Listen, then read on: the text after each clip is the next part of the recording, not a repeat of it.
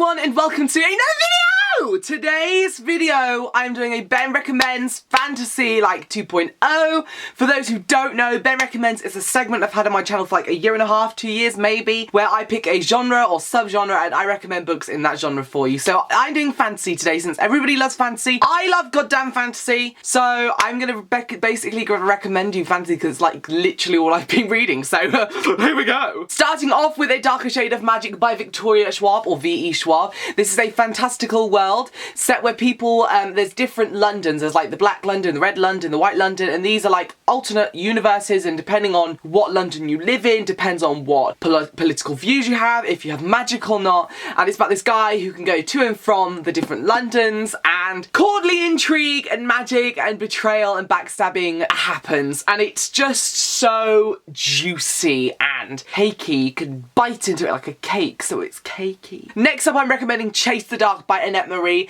This book is about a girl who is the daughter of this guy who runs this kind of government setting, and it's in a world where demons are real. Everybody knows about demons, and also humans. These special humans have powers as well, but she doesn't have powers, but she's still training to be a consul at the top of this government regime, and she's currently kind of like house sitting these two demons whilst this massive important meeting's going on downstairs. But then a massive explosion happens, people are killed, and everybody points the blame to this girl and the two demons, and saying that they tried to steal this gem.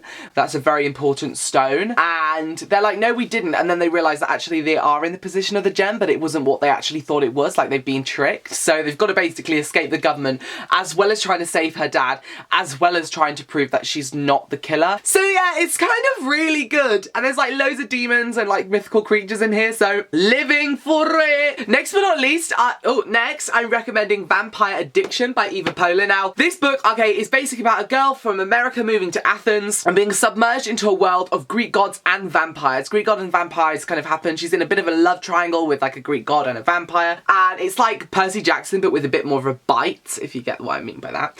But I'm actually, like, guys, spoiler alert, I am currently in the middle of designing this series' new covers. It's my first professional, like, commissioned work, and I'm working with Eva Pola and I'm designing covers for the entire series. So stay tuned to see the new covers. Oh my god. It's gonna be so exciting. Next, I'm recommending Red Queen, because it is a super duper dystopian fantasy.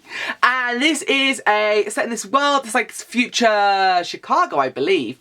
And future Boston, I think. I don't know if I'm saying it's future Boston. And so people are either red blood and they're like common like us, or silver blood and have magical powers like Beyonce. So you basically have this world where this girl is a red blood, but she has the silver powers of a silver, and it is such an incredible story. Like, I actually liked this one, but I loved the sequel, and I've got the short story bind-up that I really want to read as well, so I'm a busy little boy, but I recommend this.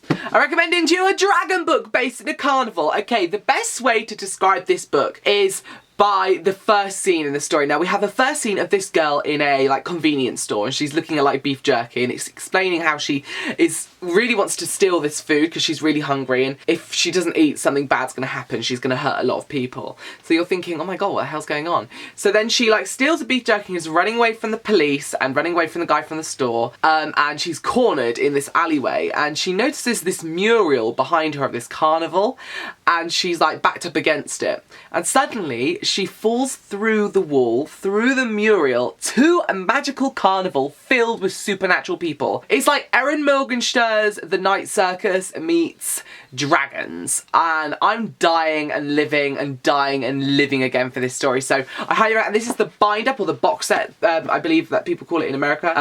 And yes, it's of 3 stories, so it is so goddamn good. I can't wait to finish it and review it at the end of next week. My birthday's next week.